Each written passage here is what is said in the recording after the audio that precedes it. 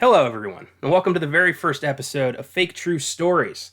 My name is Connor Eyzaguirre, and this is a brand new podcast I've started with my good friend and fellow history nerd, Isabel Gonzalez. You may recognize my voice from the FILMGAZM Podcast, or Oscar Sunday, or Beyond the Bad. Hell, you may even remember the sneak preview if you've been with us long enough. If you think this is just going to be more of the same, think again. This podcast is a history podcast first, and a film podcast second. We'll be taking a look at those films that claim to be based on a true story. How true is that story? What really happened? Are these films true or completely full of shit? I'm excited to find out. But first, let's hear a bit from my co-host, Isabel. Who are you? And why are you here?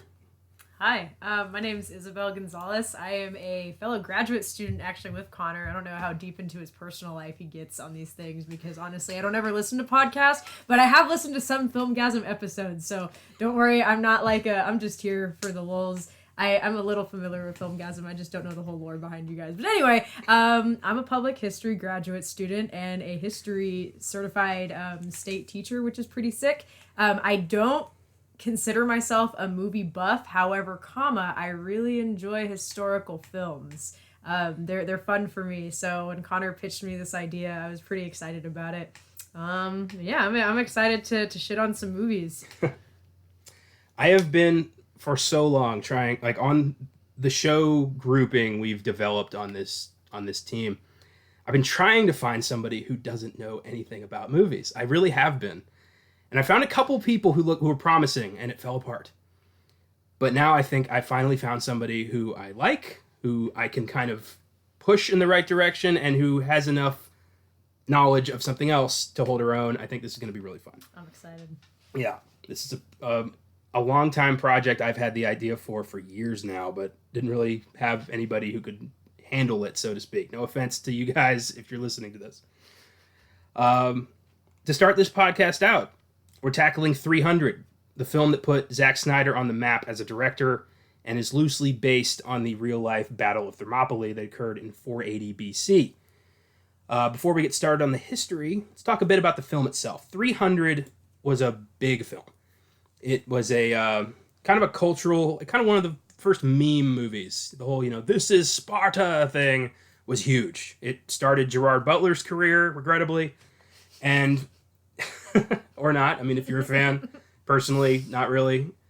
It's based on the graphic novel of the same name by Frank Miller and Lynn Varley that was first published in 1998. So therefore, we can excuse some major historical inaccuracies. Not all, but some. So that's why this film is not a straight historical movie. There's a lot of fantastical, weird shit, because Frank Miller made a graphic novel, and that was the source material. I haven't read it, but it looks pretty cool. And Zack Snyder is known for kind of taking the panels of comic books and turning them into movies. He did that with Watchmen. So I'm assuming he did that here. Yeah, I can see that for sure. Yeah. Following his success with the 2004 remake of Dawn of the Dead, Zack Snyder was brought on board to direct 300. He also added the subplot where Queen Gorgo attempts to rally support for her husband's cause. Not a fan of that bit. I mean, that's not what happened, so. Well, Zack Snyder doesn't, as we've seen with his later career, I can't tell if he doesn't care at all or he cares too much. It's weird. I've seen, I think, everything he's done at this point because I keep thinking, well, this has got to be the movie that people love him for. And I never seem to find that. I really like 300. I really like Watchmen, but everything else can kind of go to hell. What, even the Batman movies? His Batman movie sucked. Yes, I've been very vocal about that. I think a lot of people agree with that. I never watched them after the first sit-through, for sure. Yeah. Batman v Superman, Dawn of Justice should have been one of the most epic, awesome movies of all time. I mean, to fuck up Batman versus Superman, you gotta really be a hack. I mean, you also had a wonderful Superman, which is Henry Cavill, but, Yep. You suck all the joy out of Superman, too. You're gonna get a bleak movie nobody's gonna want to watch. It's alright, we all remember the name Martha because of that movie. Oh, boy. Okay, this is not a Batman Superman podcast, but Zack Snyder's one of those trigger names where just so much hate flows out of me when I hear his name. It's not just that he made the movies, it's that the fan base is so loyal, they can't see through his failure. Yeah. It's insane.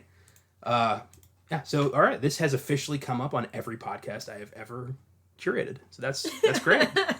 I'm 5 for 5. Fucking Snyder. Yeah, we hate Zack Snyder here, even though I don't know him at all, except for his name and that he's a meme. For me, like, I don't know any of these people personally. The work is enough. It's fair. I would be impressed if you knew Zack Snyder personally. I'd be like, dang, Connor, like... I've talked so much shit about him that if he stumbles onto these podcasts, like, I feel like he would reach out and be like, what the hell? I'd be like, you know the hell. You know why. You know. You know what this is about.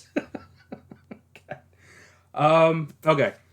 So, some major Hollywood names that appear in this movie.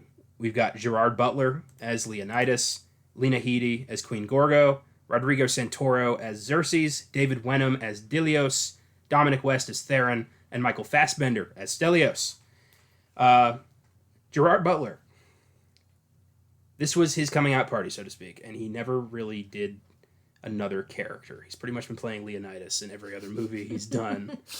I don't know if you saw the Olympus Has Fallen trilogy. Nope. Which is basically Die Hard in the White House. Oh, okay.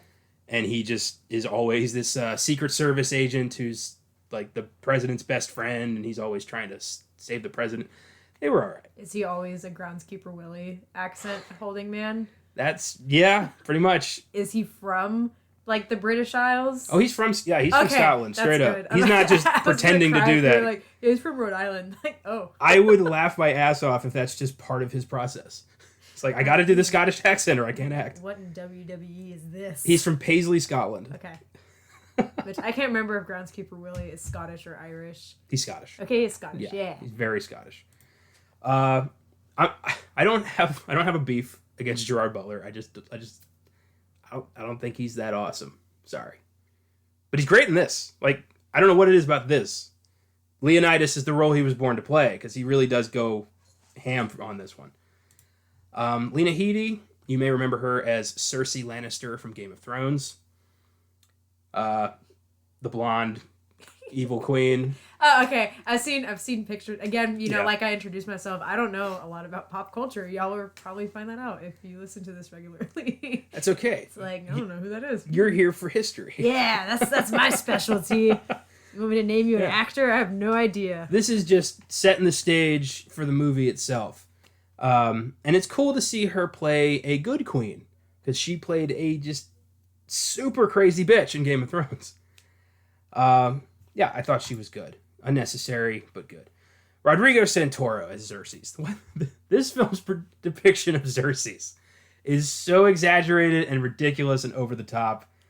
And you know what? Okay, fine. I honestly can't remember anything else I've seen Rodrigo Santoro in. I know the name. But unlike our other podcasts where I have shit just written out, I decided to wing this one because I don't get to wing things very often. So, yeah. That's how you do it. David Wenham, Dilios, our narrator, the guy with one eye. I love David Wenham. Faramir from The Lord of the Rings. Okay. Carl from Van Helsing, that movie I put on that you didn't like that I turned off. Yeah, he's cool. I like him as the narrator, the kind, just building Leonidas' legend. I thought that worked well. Dominic West is Theron, the turncoat. He always plays an asshole very well. My personal favorite was as the gangster Billy Rosati, a.k.a. Jigsaw, in Punisher Warzone 2008. Hell of an underrated film.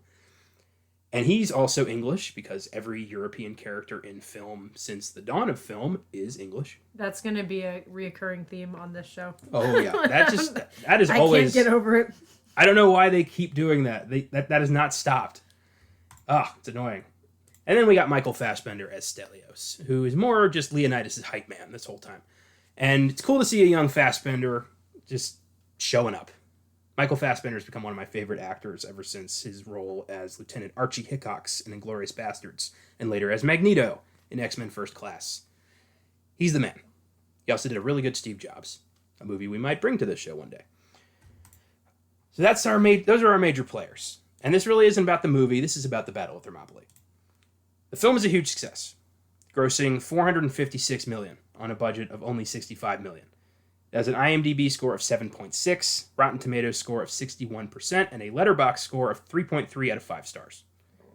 It spawned one sequel, 2014's 300 Rise of an Empire, which was nowhere near as good, and we're not going to talk about that because it kind of sucks. Now, that was fun. Now for what this is really about. The history. Who was Leonidas? Who was Xerxes? These are real people. They existed. Pretty sure one of them wasn't 8 feet tall, but, I wasn't there. First up, Leonidas. King of Sparta from about 490 BC till his death in 480 BC. So he was only king for about 10 years. Which, this movie makes it seem like he was like the first king of Sparta or something. Oh, yeah.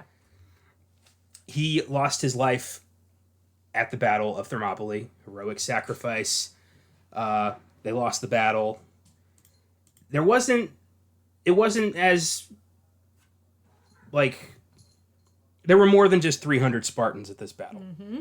There were quite a lot of Greeks. Mm-hmm. There were 300 Spartans, but it wasn't just 300 Spartans. A lot of credit got stolen here. Oh, yeah. You forget, there's estimates up to, there were 7,000 Greeks in the battle. That's high. And then as low as 4,200 about. So you're missing a good chunk of people. But that's fine. It's whatever. Snyder, I guess, just only likes Greeks or Spartans. Well, I think the fault of that lies mostly on Frank Miller. That's true. Okay, sorry, Snyder. I was so used to shitting on you a little bit earlier. Frank Miller. Oh, this is a safe space. Feel free to shit on Snyder as much as you want. That's what we do here. So most of what we know about Leonidas came from the Greek historian Herodotus, who told the story of the 300 Spartans. Leonidas was the son of the Spartan king Anaxagoras. I don't know. We're gonna go with Anaxagoras. Yeah, that's right. Good job. He became king when his older half-brother Cleomenes I died under violent and slightly mysterious circumstances in 490 BC. I'm going to go with Leonidas killed him. Yeah, I mean, that makes sense. That's kind of what happened way back when. Yeah. I mean, really? How mysterious can that be? Leonidas, when he became king, he was a military leader. He was a political leader. He had, like all Spartan children, trained to the bone since childhood to be a warrior. He ended up leading in a personal guard of 300 Spartans to take on Xerxes and his invading Persian army in 480 BC. Didn't work out very well, but, it did inspire the rest of Sparta to rally up and take on the Persians. Which also did not work out very well, but there were a lot of Persians. Numbers matter when it comes to hand-to-hand combat. So with that's Leonidas. You take all of that, you smush it into 2 hours, and you've got 300. Now our bad guy, Xerxes, also known as Xerxes the Great, I bet he called himself that, king of the Persian Empire. His official title was Shahanshah, which translates to King of Kings. So modest as well. He's an interesting character. He has been mythologized to death because of this movie. Everyone, when they think of Xerxes, they think of this 8-foot tall dude covered in jewelry who calls himself a god. And I feel like all but the 8 feet tall part was true there. We'll find out. His mother was Atassa, the daughter of Cyrus the Great, who founded the Achaemenid Empire. He was accepted as a great king before really having to do anything about it. He was just like, oh, this guy's awesome. He never proved it. He was just became king. He's celebrated for his many building projects throughout his empire and also is known for his campaign against Greece in 480 BC, where he assembled, according to Herodotus, the largest and most well-equipped fighting force ever built. That's pretty awesome. Son of Darius the Great, who, in an effort to punish Athens for their support of the Ionian colonies' revolt against Persian rule in 499 BC, invaded Greece in 492 BC. So this was kind of I'm going to finish what my dad started kind of. I never would have compared Xerxes to George W. Bush before, but here we are. That's cool. Yeah, he fell to his son to carry out his father's wishes. That's awesome. I didn't know that Xerxes his whole campaign was built on they made my daddy look bad. So I'm gonna take care of this. Which he's not the only person to do that in history, No. for sure. Especially any sort of, hereditary lineage. Like, you always want to fulfill what your father did. Henry VIII was trying to do better than Henry VII, and other things, like that happen. But, this one got a big movie because of it, so you don't realize that a lot of this was kind of, I don't want to say daddy issues, but kind of daddy issues. Yeah, even god kings have daddy issues. Xerxes, also not the eldest of Darius' sons, but as he's the firstborn of his marriage with Atassa and was chosen as successor. Upon Darius' death, Xerxes' older half-brother Artabazus claimed the throne, but was rebuffed because his mother was a commoner, but Xerxes' mother was the daughter of the great Cyrus. Interesting that Leonidas and Xerxes were both not the first choice, and then got the throne anyway. Xerxes married the princess Amestris, daughter of Otanus, who would become mother to his sons Darius, Hystaspes, Artaxerxes I, Achaemenes, and daughters Ametis and Rhodogone. Jesus. Sorry about these names. I don't speak Greek. Or Persian, sorry. I don't think Persian's a language. Is it a language? No. I don't think so. I don't know, though. I would, the only language, I guess, that comes to the top of my head would be some sort of Arabic, and I don't know if it was the same as it would be today. I also can't pronounce Arabic names either. I'm very bad. So there's probably going to be a lot of mispronunciation, too. Yeah, we're doing our best. But yeah, it's all right. It'd be like that. So, the Battle of Thermopylae, where all of this comes from. We know Leonidas became king of Sparta. We know Xerxes became king of Persia, and their armies met in 480 BC. Under Xerxes I, the Persian army moved south through Greece on the eastern coast, accompanied by the Persian navy moving parallel to the shore. To reach its destination at Attica, the region controlled by the city-state of Athens, the Persians needed to go through the coastal pass of Thermopylae, also known as the Hot Gates, which does come up in the movie. So the Hot Gates are the kind of like narrow pass where the Spartans were able to hold back the Persians for as long as they were able to, until that fucking hunchback ruined everything for them. Quasimodo, damn you. I mean, Leonidas, all he had to say was, all right, just fight in the back and leave us alone. He was going to die anyway, so just let him do it. But whatever. Yeah. In the late summer of 480 BC, Leonidas led an army of 6,000 to 7,000 Greeks from many city-states, including 300 Spartans, in an attempt to prevent the Persians from passing through Thermopylae. And I think it is odd that only the 300 Spartans have gotten historical recognition for this. Yeah, it makes sense, though. Like, it's odd, but it also makes sense because, I mean, if you're thinking about the Greek city-states, people know Athens and they know Sparta. Like, do you know anything about Thebes?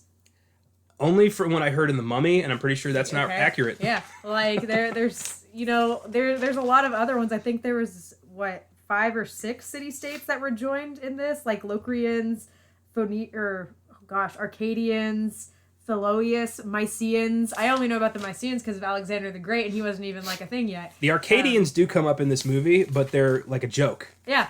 Yeah.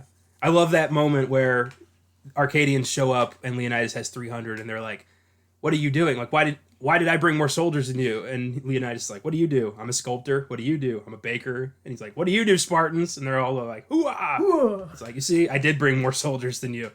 It's a great moment, but why are we shitting on the Arcadians? I mean, you really shouldn't because they brought more people, and in this day of age, I'm sorry, numbers are more important. Like, yeah, you have 300, but look what happened to you guys. You died.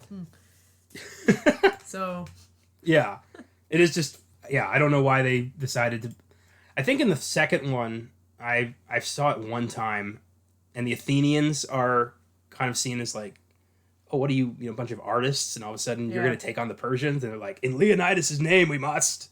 It's like, come on, you don't give a shit about Leonidas. No, I mean, that's why Greece, wasn't united, and that's why Persia ends up taking over. If you're not united, you're kind of screwed in that aspect. Yeah, a house divided against itself cannot stand. Pretty sure a certain historical American said that one. Yeah, I think a guy with a top hat did that. Yeah, fought a lot of vampires. Yeah. All right, so to prevent the Persians from passing through Thermopylae, Leonidas led 7,000 Greeks and 300 Spartans. He established his army at Thermopylae, using that narrow tunnel as a way to kind of just pick them off. For 2 days, the Greeks withstood the attacks of the Persians, who outnumbered them by a fucking lot. So it's pretty admirable that he was able to do this. It really does speak to the warrior prowess of the Spartans, and just how the Persians were like, we got the numbers, so we don't have to try here. It worked well at first.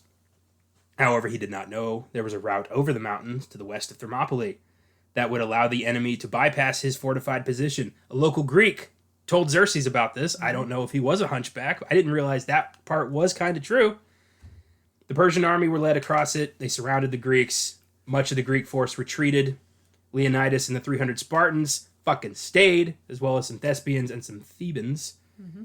Everyone was killed, along with the allies. So the Persians found and beheaded Leonidas' corpse, an act at the time that was considered to be a grave insult. Mm-hmm. Pretty sure beheading is still considered a grave insult. Yeah, I would say it's still pretty insulting. If somebody cut my head off, I would be pretty peeved. I would haunt them for the rest of their life. So, after the battle, Leonidas' sacrifice did not prevent the Persians from moving down the Greek coast into Boeotia. In September of 480 BC, however, the Athenian navy defeated the Persians at the Battle of Salamis, after which the Persians returned home. And I believe this is the event that the second movie covers. The Athenians. But Leonidas' action demonstrated Sparta's willingness to sacrifice itself for protection of the Greek region. So his sacrifice did steel up the Greeks to be like, well, if he could withstand the Persians even till death, maybe we could pull this off. And they kind of did. Leonidas achieved lasting fame for his personal sacrifice. They became hero cults were an established custom in ancient Greece. Mm-hmm. Dead heroes were worshipped. We all hear about the legend of Achilles and Hercules, Leonidas. Dead heroes were worshipped as intermediaries to the gods. 40 years after the battle, Sparta retrieved Leonidas' remains, they think, and a shrine was built in his honor. They just kind of found a headless soldier and just assumed it was Leonidas, and they worshipped it. So, 300. I know that Frank Miller's graphic novel was based on a film from the 60s called The 300 Spartans, which I don't know how accurate that film is. I have not seen it, but I'm assuming it's more accurate than this. So some major questions I had regarding the movie. When the film opens, we find out that in the realm of the movie, Spartans discard any babies they deem to be unfit by tossing them off this mountain to a great pit of baby bones. These are our heroes. Mm-hmm. How accurate is this? Pretty accurate. It's pretty accurate for sure. They were one of the first cultures to practice eugenics like that. Ooh. It's hard to root for people who are just, discarding imperfect babies. Yeah. But I mean, again, it's like one of those things. It's a different time, survival of the fittest is the name of the game. We don't care about people that are weak because we have to feed you. We can't feed you. We got to make sure other city-states aren't taking us over. So we're going to yeet these small babies off a cliff. I would have been yeeted. I know that. I was small as a kid. I wouldn't be here if I was in Sparta. I also probably wouldn't be a good warrior even though I'm a woman, but I still would have been required to have some sort of strength. I'm small. They wouldn't have liked me there. But yeah, it is hard, especially, when you're like, I'm supposed to like these guys and they're killing babies because the baby is small or, there's something wrong. Oh man. Ugh. It's not just that, they're also intensely proud of it. Yeah, they are. But they weren't the only people to do that at all. That definitely was a thing that was practiced by others. We just know the Spartans for it because, it kind of produced results because of that. Yeah, if you, specifically push your entire society towards, what you deem as physical perfection, you're going to have a shit ton of warriors and people are going to be afraid of you. Oh, yeah. It's effective. It's not, It is not morally correct, but it's effective. And at that time, you had to have some sort of, military might. Otherwise, you were toast. And that is, it's the ancient world.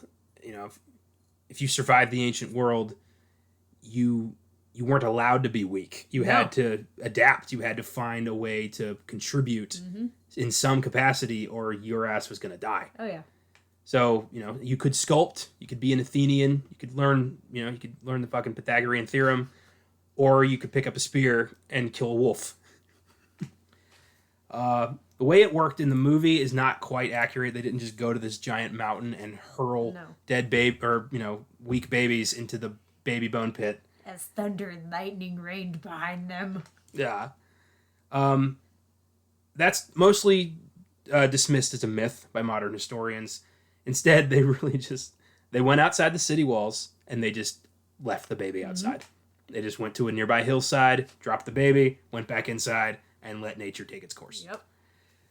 I honestly don't know what's worse. Like, an instant death off the mountain or a slow death in the woods. I would say instant death off a mountain. I can't imagine how terrifying that is for a baby that's like 100% reliant on the care and love of their mom and dad. Just to be like, bye. It's just like, leave them. Yeah. Or, if you really love that weird misshapen kid, you can take your hunchback baby overseas, raise them with Spartan values, and then hope he runs into the king one day and, the king doesn't tell him to raise his shield. Yeah. The shield, the king understands that hunchbacks can't do that, but he also probably has never encountered a hunchback before because they were all killed.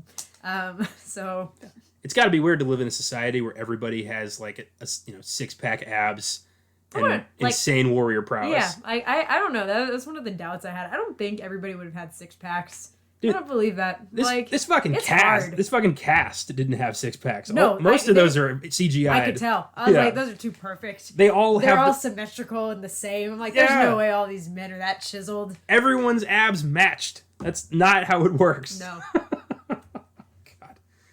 God. The other question I had was about the agoge, the Spartan manhood ritual where a 7-year-old child is left to his own devices in the mountains, told to kill and come back when he's a man.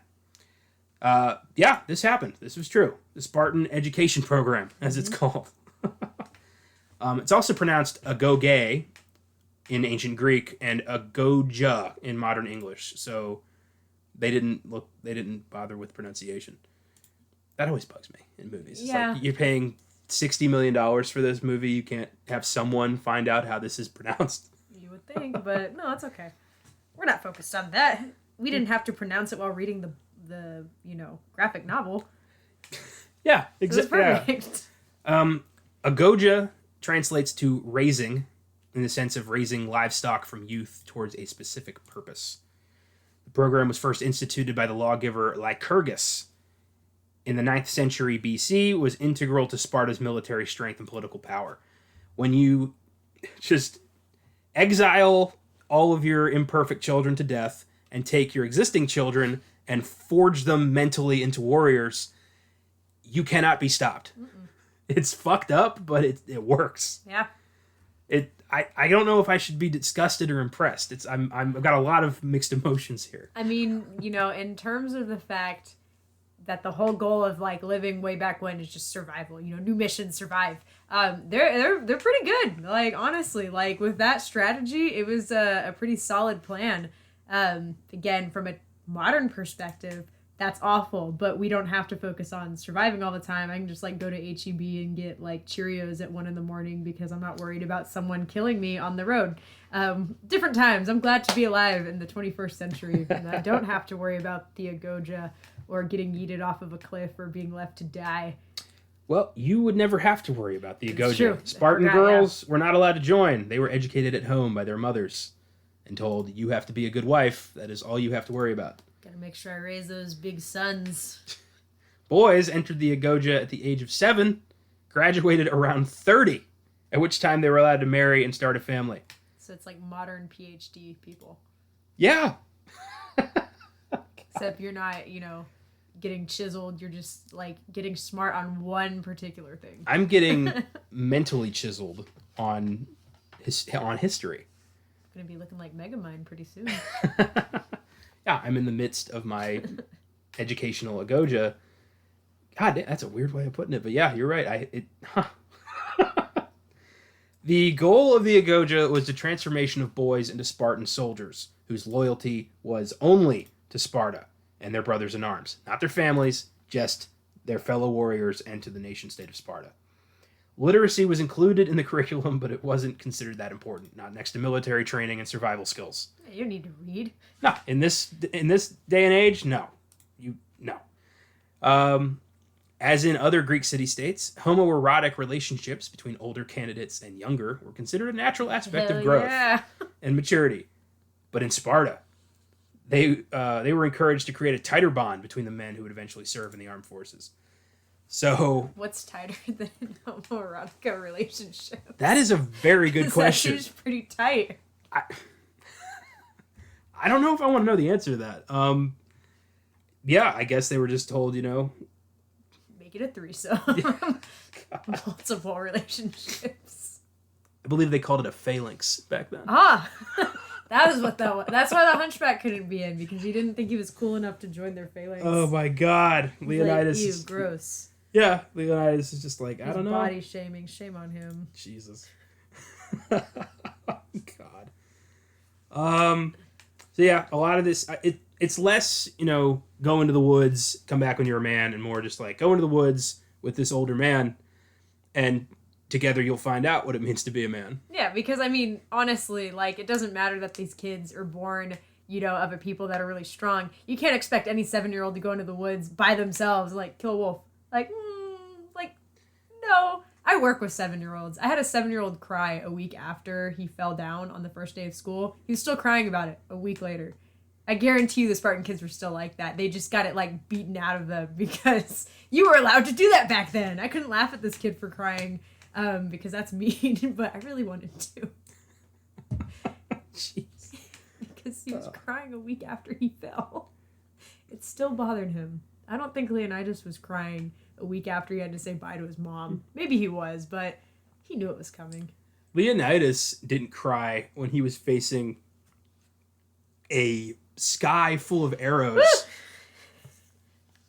I'd probably die. Yeah. I'd have a panic attack. My heart would kill itself. Seppuku. We'd be good. Yeah. Leonidas killed a giant wolf when he was 7, came back, became king of Sparta as a child, kicked a messenger in a well, and then lied to the Spartan government, which is weird because isn't he the Spartan government? He is, but he did have people that were over him too. They had checks and balances and stuff. I don't think I could take orders from a man in a toga. I'm just going to say that right there. Not if I had abs like that. Yeah, well, okay, that's another... I have a point about that I'll bring up later, but I'll let you keep going. Okay.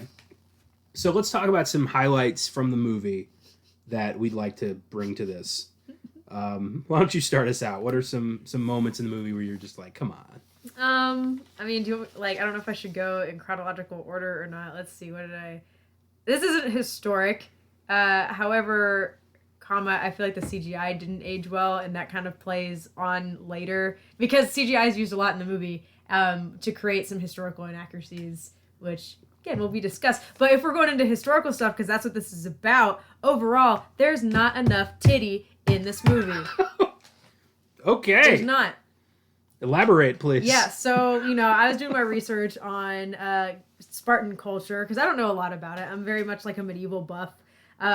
But from what I saw, the Spartans are kind of like the Greek city-state that was known for more, quote, risque dress. Especially from, our modern perspective. So it wouldn't have been, uncommon to see men and women walking around, showing off their stuff. They were known to have, practiced, nudity in sports and all that. And the fact that there were only 2 titty scenes from a woman in Sparta and only 1 from the chicks in Persia, that's really lacking. I'm sorry. I know this is an R-rated movie. There could have been more. I'm not trying to look for titties, but if we're going for historical accuracy, there was not enough. Okay, yeah. Valid point. I bet, that comes probably from, I want to say maybe the actresses. Yeah, that's fair. But, yeah. But Lena Headey has a pretty steamy sex scene in this movie where her and Leonidas just go at it in several different positions. They wanted us to know that. Yeah, I'm pretty sure, if I'm not wrong, I think she was the only one whose titties you saw that was on the Greek side. And that was it. And I'm like, there should have been more than that. Like, there'd just be a chick walking around in the background, just like letting her baby like suck her breast, and then that's just like that's just how it is. But nope, didn't happen. Fair enough. I'd like to talk about the oracles. Ah, yes, the oracles. Yeah, and the ephors. Yep. The weird leper, like demigod people who declare it is not time for war, it is time to celebrate the seasons. And what they do is they take, excuse me, quote, the most beautiful of Spartan girls and force them to be oracles. And that, I don't like the implications of that. Yeah, oh, God. No. Gross. Yeah, those guys were nasty. And also corrupt as shit and working for Xerxes because he promised them gold. Mm-hmm. All they want is gold. I know I keep coming back to the Hunchback. He's such an important part of the movie. Ephialtes. Yeah. And all he wants to do is just fight with his brothers. And Leonidas is like, you ugly, get out of here. We don't want you in our phalanx. Like, just give the guy a t-shirt and tell him he's great. Yeah. That's all he wants. Well, you know, Leonidas' dad probably didn't do that to him, so why is he going to give it to some hunchback? Go back to Notre Dame, you scum. Oh, wow. Jesus. And then Xerxes is like, hey, man, you're great. And you know what would be really great? Tell me about that goat path. I'll give you women. I'll give you gold. I'll give you some respect. I will give you titties. I'll look you in the eye. How about that? Ooh, yeah. All you have to do is kneel, because I know you can do that, because you can't stand. Ha ha. Yeesh. Yeah, it was that. Yep. But then later when, Xerxes is massacring the Spartans, Ephialtes has this, like, what have I done? Look in his eye. And he's wearing a really cute hat. I just want to point that out. Yeah. That was the best part of the movie, was seeing his hat. Because his third request was, I want a uniform. Yeah. But he didn't have the same uniform as anybody else. He had, like, a little, like, moon hat going on. It was so cute. I was like, aw. Even though he betrayed the Spartans. There was going to be... That's a cute little outfit he's got on. There was going to be some court gesturing when this was over. Oh, hell yeah. Yeah. Like, that. Yeah. That's exactly what would happen. Poor dude. Like... But even before that, he had a uniform. Like he did. But Leonidas is like, whose is that, really? And he's like, my dad's. He's like, yeah, I know. That's what I thought. You shouldn't be alive. Again, this is our hero. It's weird. Like, our hero is really a, like, eugenics-driven piece of shit. Yeah. That was how it was back then. Like, that's how it was. Oh my God. I can't imagine anybody being held to that regard today. Like, but yeah. The accents. Oh, Lord. Now, admittedly, casting an all Greek cast, I don't think is feasible. No. But why does every film that takes place in any country in Europe, why is it always English accents? Like, always. Always. I don't know the extent of England's empire. I know it was huge, but I don't know if they ever were in Greece. Not in 480 BC. Yeah, well, I know in 480 BC they for sure weren't, but like, yeah, no, I hate watching historical movies, and it's like, oh, like, this is about Ivan the Terrible, and he's all like, oi, mate, it's me, Ivan the Terrible. I'm gonna kill people because my first wife died. Like, I'm mad. Like, that's not what he would have sounded like. Like, either have the movie in the language that they would have been speaking, or do an accent. I don't know. Like, do people think it's offensive to do an accent that's not English? Like, is that why we don't do accents in movies? Because I feel like it's more offensive just to put an English accent on everybody. Because that, like, takes away, like, because if these dudes were actually, because speaking English in general wouldn't have happened. So that's already, like, wrong. But, like, if they were speaking English, but their first tongue was Greek or whatever, they would have had an accent that wasn't English. I think the regrettable fact is that if this film is in Greek, it's not going to make as much money. That's true. People in America don't want to see foreign films. Ew, subtitles. Yeah. I hate reading. They don't want to read. It's fucking tragic. Well, the Spartans didn't want to read either, so. Yeah, Leonidas couldn't read. He was too busy kicking ass. Mm-hmm. There's a lot of big leaders out there that couldn't read. Charlemagne was one. I found out I'm related to him. Oh, really? Yeah. That's pretty cool. Yeah. Cool. I'm gathering the forces to claim my throne as we speak. Go take back the Holy Roman Empire. Get the Pope to crown you. Charlemagne II coming at you. Yeah, it's always obnoxious. It always takes me out of the movie. The worst one I ever saw, as in like worst offender, not movie. The movie wasn't great. Enemy at the Gates, 2001. It's a film that takes place during the Battle of Stalingrad. I think I've told you about this. It follows a Russian sharpshooter named Vasily Zaitsev, played by Jude Law. So already like, ugh. And he's hunting a German sharpshooter played by Ed Harris. So, come on. And there's a scene where we meet, I think it's Nikita Khrushchev or Joseph Stalin, one of the famous Russian leaders. And it's Bob Hoskins. Eddie Valiant from Who Framed Roger Rabbit, one of the big Cockney actors of the 80s and 90s. And he's just like, you fucking what, mate? We're Russians here? And I'm like, no more. I'm out. At that point, I'm like, I can't do this anymore. It was so ridiculous. It's gross. Like, they didn't even try. Yeah, I can't. Like, it really bothers me. And I could talk more about it, but I guess we're still focused on 300. There's so many examples of English accents in places they should not be. Yeah. I can't wait to watch a movie about, like, Mexican culture and they're speaking with English accents. I'm gonna really rage. We did that recently on Oscar Sunday. We did a movie called Viva Zapata. It's about Emiliano Zapata. And Marlon Brando played Emiliano. And actual Mexican-American actor Anthony Quinn played his brother. And Marlon Brando is browned up with a big burly mustache and a sombrero. And he's like, I am Emiliano Zapata. ¿Cómo estás? Oh my God. It hurt.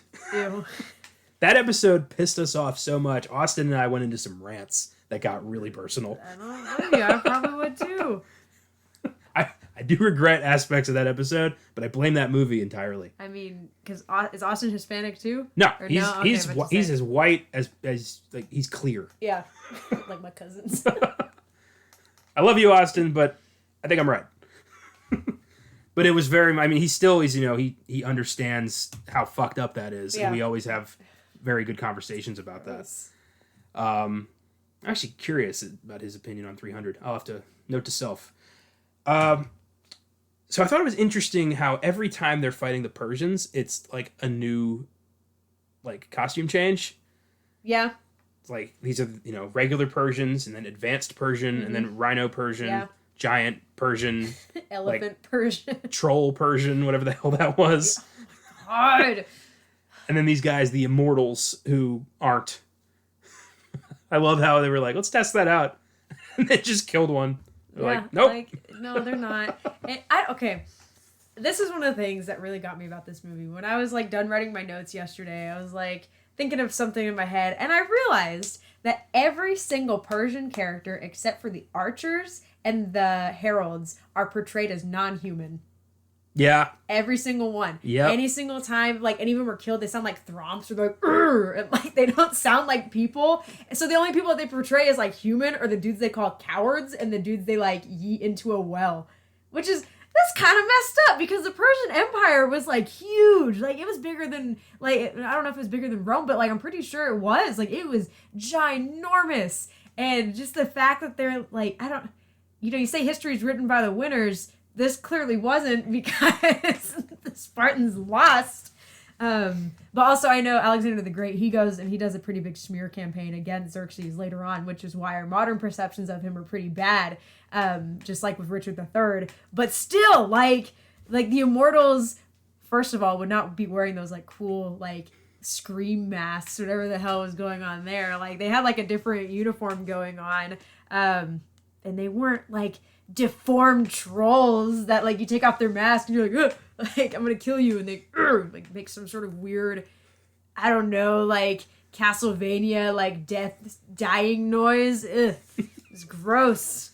I don't understand that. And then so were the E4s. The E4s too were not like a bunch of like old deranged dudes. They were elected people that had some sort of like like check over the king.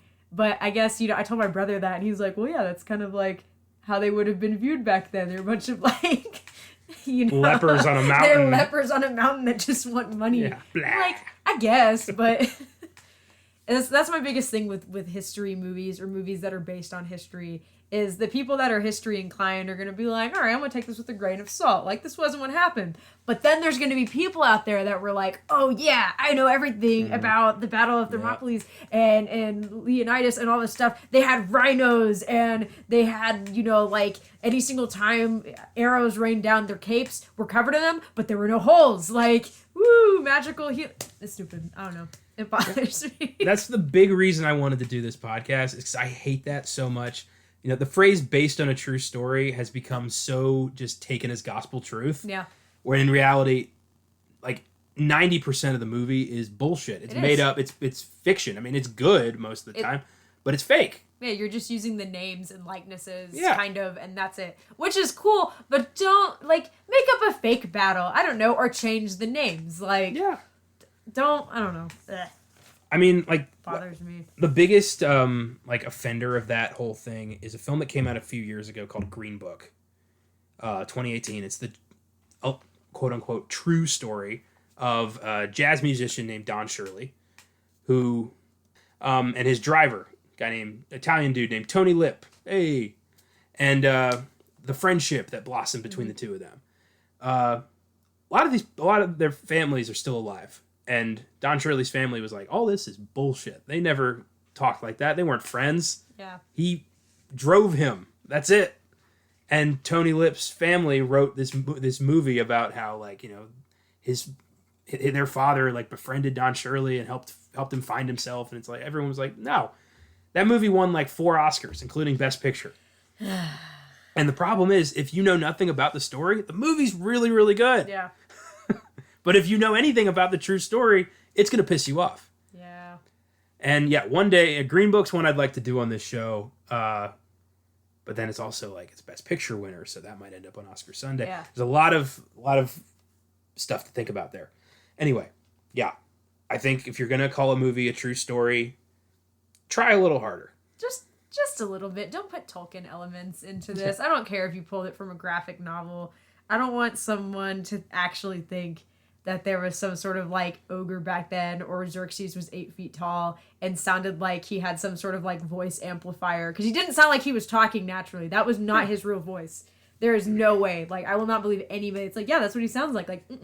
No. Bullshit. That actor had something going on. It's like if Darth Vader went to Hot Topic. Yeah, it's ridiculous. He looked like Imhotep, kind of, from The Mummy. Yeah. But I don't know. It just, his voice really bothered me. I thought his outfit was kind of cool. I don't know how accurate that would have been. I doubt it. But the amount of jewels and stuff. Yeah, you would have had that if you were king and piercings and all. But in the second one, we get to see how he became the God King. Yes. And it's a dude, just regular looking dude. I think the actor Rodrigo Santoro, what he really looks like. And he steps into this liquid. I think it's supposed to be the river Styx or something. And he emerges the 8-foot tall God King Xerxes. And it's whoa. Wow. The conqueror has arrived. It's crazy. Yeah. It's ridiculous. And I also think a big part is that the older a story is, the less people feel inclined to actually tell it correctly. No, that's true. It's not like Leonidas' ancestor is going to be like, how dare you besmirch my great-great-great-great-great-grandfather's name. Yeah, no. That's not going to happen. No, because it's not something that you can really relate to. None of us have lived in a time that's anything like classical antiquity. We don't know what that's like. So we can have free liberty with it because it's kind of romanticized now. There's video games that are made about that time period. Yeah. Disney's made a movie about it. There's so many things. It's really easy to run wild with it. But that takes away from the cool aspect, because we're still talking about these historical things today, and that was over 2,000 years ago. It's impressive. That man still is being talked about, even if he was portrayed interestingly in a movie. But that's okay. Yeah. I think if somebody existed, regardless of how long ago they existed, and you're going to tell their story, you have an obligation to history, to their story, to tell it correctly, as accurate as you can with the sources provided to you. Agreed. That's just, Or you can take his story, throw in some crazy shit, and call it a graphic novel. Yeah. It's fine. Why is there a fight with a troll in this movie? I don't know. Just like, I don't know why there was like some executioner ogre that had saws for hands. Like, Forgot about that. Yeah. like, I don't get that. Or like, you know, the goat man in the harem scene. Like, what? KSSO? Like, what is going on? It is very strange. And I guess it's just to show, you know, it's to connect you. It's to connect Xerxes and the Persians to monsters. You're supposed to associate them. They're the ones who are using trolls and goat people and giant rhinos and battle elephants like they're fucking Hannibal. And Leonidas is using men. Yeah. Homegrown Spartan men. Yeah. So he's the good guy. Apparently. Yeah. Man. Oh, boy. Yeah. I laughed. That was the one scene that I laughed at for sure, was when the battle rhino arrived. Because I know like elephants were used. Never once have I ever heard a rhino be used. Although, like, you know, you think about like, oh, that'd be badass. Rhinos have horrible eyesight and they are not domesticated. And they're prey animals. Like, they're huge, but they're prey, so they're scared easily. You're not gonna be able to ride one of those into battle. Like, that's not gonna happen. And then there's no evidence that Xerxes brought elephants to this battle, nor do I believe there's a lot of evidence that he used them. The Persians did at some point, but I don't think Xerxes used them yet. Like, or at least at that point in time, he hadn't been utilizing them.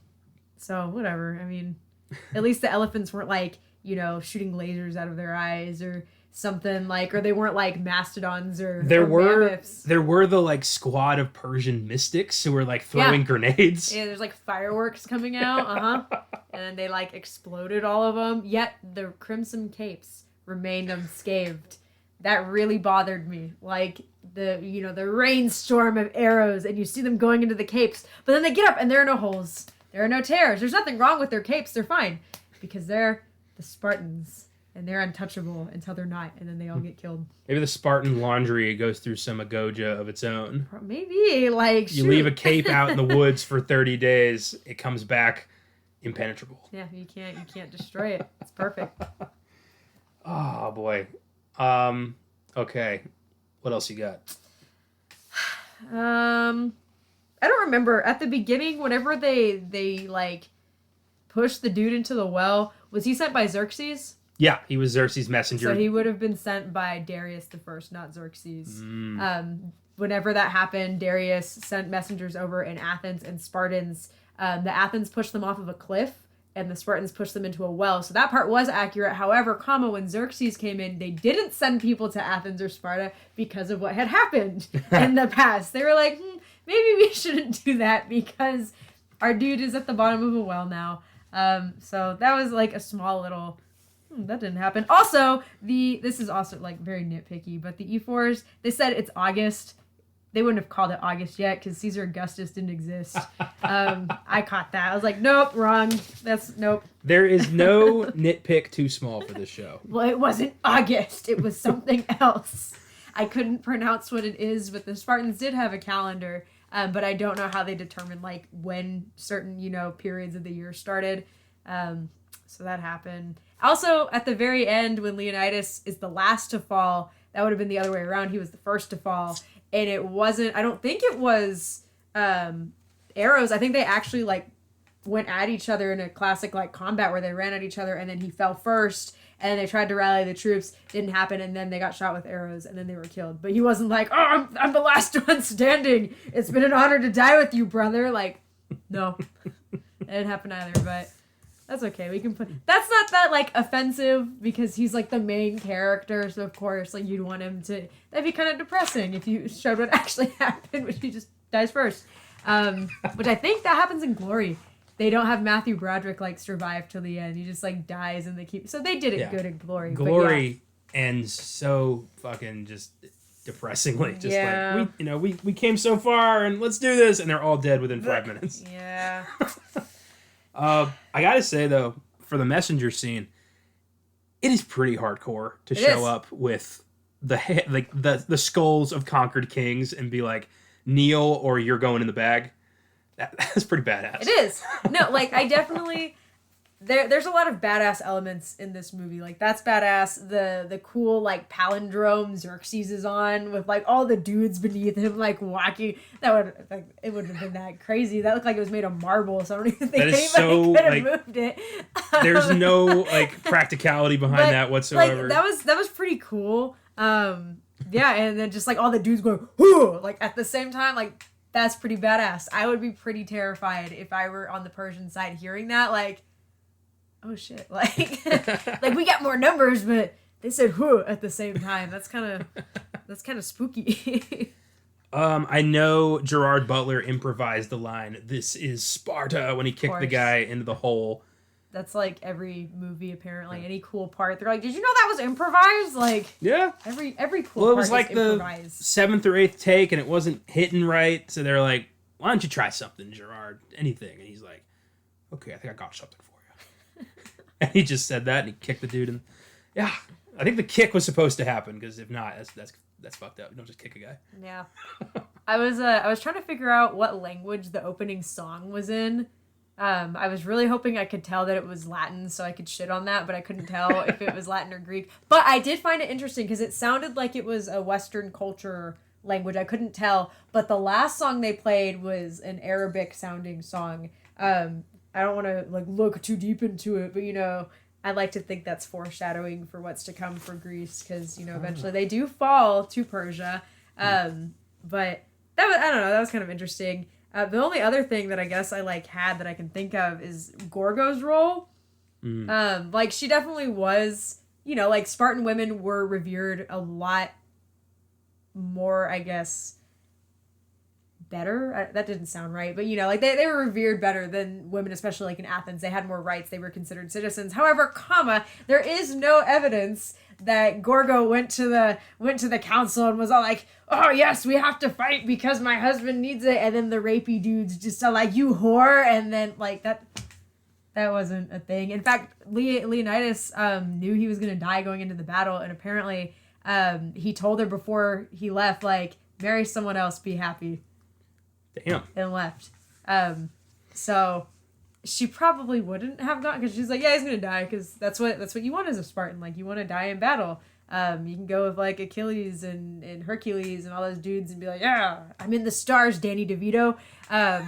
But yeah, that's another thing that's probably gonna bother me in the future, is when you push a strong woman role onto someone that was not historically a strong woman. Like, if you're gonna do that, do a movie about an actual strong woman. Don't be like, "Oh, this person was so, look at that, we're gonna..." Well, like, and then also to just shoehorn in a rape scene. Yeah, like that, I don't know. That just felt like that was gross. And then all the stuff with her just felt like they were reaching for more time. They were like, "We don't want this movie to only be an hour and 30 minutes. We need it to be an hour and 45. Let's have her talking to this guy, and then we'll come back and we'll have her oh, now she's getting raped. Oh God, like, I don't know why you put that in there, but we're gonna do it anyway, so that whenever she stabs him, everyone's like, "Oh yeah, justice. Great. He was paid off by Xerxes and he was sucked." Why are you gonna carry around your Persian bribe when you're going to work? Like, well, especially if you probably would have been not as clothed. That's really stupid. And I like how all the dudes yelled "traitor" at the same time. It's like, "Traitor," and they're all like, "Traitor!" And they just turned into a mob. It's not like the South Park people where they're like, "Rabble, rabble, rabble, rabble, rabble," yeah. "Traitor!" Yeah, this is an odd movie. And then you got, I already forgot his name, Faramir, saying, like, you know, telling the story and being like, and, you know, Leonidas fell upon the rest of the men, and the arrows were sharp and the arrows were pointy. Like, I feel like he's very descriptive in this movie. "And they were made in China. But we're not going to talk about that yet. I'm missing an eye. And now I will lead Sparta for some reason." It's like, what? No. But okay. Just Sparta, though. Yeah, just Sparta. And now we have like 30,000 people. Oh, where did all those dudes come from? I do love at the end when he's like, "And now they've faced 10,000 Spartans and also like 30,000 other Greeks." Like, he kind of mentions that under his breath, and they're like all behind the Spartans, like, "We're here too." Like, I feel bad for other Greek city-states, because they too, like, they were strong. Like, Athens, yeah, they were more focused on culture and democracy and stuff. But they weren't like a bunch of little weak bitches that couldn't do anything, because they would have been taken over at that point. Like, they wouldn't still be Athens if they didn't have some sort of, military power behind them. But whatever, that's just my opinion. Yeah, the Spartans have become mythologized as like the only warriors of Greece. Yeah. And that's, this movie's a big part of that. Yeah. Well, I mean, it's them, and then I guess you could say the Trojans too. I don't know if you would consider them Greece, but we don't know that like any of that actually ever happened. Like Troy is a movie we can't really do here because there's no historical basis there. No. Yeah, it might just be a parable. It's probably a parable. It'd be cool if it was like legit. Yeah. Imagine if we found the horse. That would be pretty. That'd be nuts. I mean, you never know. Like they could have found it, but they just didn't know what the hell it was, and they're like, "I'm gonna make this into a house," and then like, yeah, because like that happened all the time. Like when you're not, like now we're so focused on preserving things because we're in a time where we don't have to fight for our lives. We don't have to survive. We can do things like make podcasts or like watch movies, but like way back when you're just focused on surviving, you're going to use whatever materials you have. You're going to use, like the temple stones to rebuild your house because like that culture's gone. And like, now my house is here. And like, no people in the future aren't going to know that like, oh yeah, that house is actually made from this old place because they didn't care about preserving history. That's fucking wild. Yeah, like there's a lot of things that we've most definitely lost that could actually still be out there, just not together anymore because they were made into something else. Because like, why am I going to go mine my own stone and quarry it when I can just like take it from this mission that's defunct now? Like crazy. Yeah, how many lost cultures were just like lost because people needed something to build? Yeah. Well, a lot of the buildings in like Mexico City were built from like Aztec stuff were built on top of it. So it's like yeah. I was hoping for like they consistently mentioned the gods in this movie, but I was hoping for a little bit more specificity, like, Zeus, Poseidon. They like, said Zeus once. Yeah, like are we not praying to Ares here? I mean, you want the god of war's blessing for this, right? Maybe. Well, okay, and then too, if you're gonna have all these like mythological aspects to it, like the ogres and stuff, why couldn't you throw a god in there? Like you couldn't have like an appearance of like Apollo or Ares or something, just like in the background, like blessing you, or like you could have done that, and that would have been cool. But no, we're gonna make it Tolkien instead. Like I would have ended this thing with like Leonidas is about to get blasted by the arrows. There's a bolt of lightning from the sky. It's fucking Ares. He halts those arrows, walks up to Xerxes, says something badass like, "You are no god," and like rips his head off. That'd be pretty cool. That would be pretty I mean, sick. We've already gone as crazy as we can go here. Not accurate. So why not? Or if you still need to have Leonidas dying, you could have him being greeted by like Ares or Apollo or Hercules, and he's going into Hades, or something like that. Like cool. Then they're ripping off Gladiator.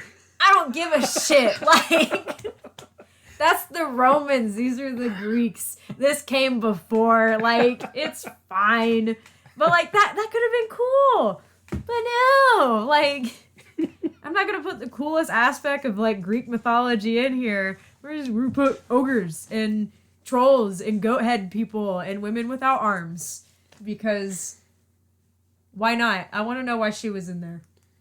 Yeah. That bothered me when I saw that too. I was like, Yeah. Well, that's 300. So what we're gonna do with every episode of this show is, after hearing all the evidence and going through the film, we're gonna label these films as either true or fake. And 300 is fucking fake. Yeah, it's fake. Yeah. This is fake news. I expected as much, with the elements of fantasy and, its basis more in Frank Miller's graphic novel than in the actual history.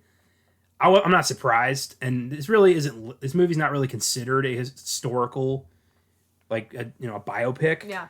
But it's based on actual events. So I think it deserves to be here. Yeah. Yeah, it's a fake from me, fake from you. Oh, absolutely. Yeah, this movie's it's a good watch, but it's bullshit. So just keep that in mind when you're talking to people about how much you know about the Battle of Thermopylae, and this is your only source. Maybe just skip that conversation. Shut the fuck up. Yeah, just don't embarrass yourself, man. Well, this was fun. The inaugural fake true stories. I'm looking forward to doing these. I already have ideas for future movies. As do I. Thanks for listening, everyone. You know my spiel. If you like what we do, feel free to follow us on Facebook, Instagram, and Twitter at FILMGAZM Productions. If you want to suggest films for us to check out on any of our podcasts, you can email us at filmgazm@gmail.com or send us a message through the socials. Please feel free to visit our website, filmgazm.com, where we have reviews, articles, trailers of upcoming films, and every episode of our shows. If you want to support the podcast, click on Support This Podcast on your preferred provider. We appreciate any donations. I'd like to thank my co-host, Isabel, for joining me today. Good show. And I'd like to officially welcome her to the FILMGAZM team. Be sure to check out our other shows, Oscar Sunday, every Sunday, the FILMGAZM Podcast every Wednesday, and Beyond the Bad every Friday. This podcast won't be a weekly release. Considering the amount of prep it requires and our mutual desire to have a life, we've decided to release episodes of Fake True Stories pretty sporadically. Whenever we feel like it. Yeah. Gosh. Whenever we both have the time to make one happen. So who knows when we'll be back. In the meantime, we've got plenty of content to keep you entertained throughout the week and an extensive back catalog that could keep you busy until our next episode drops. In the meantime, check out 300 if you haven't seen it before. Make your own judgment. It's currently streaming free on HBO Max, and despite its historical inaccuracy, it's a pretty badass movie. See you all next time on Fake True Stories.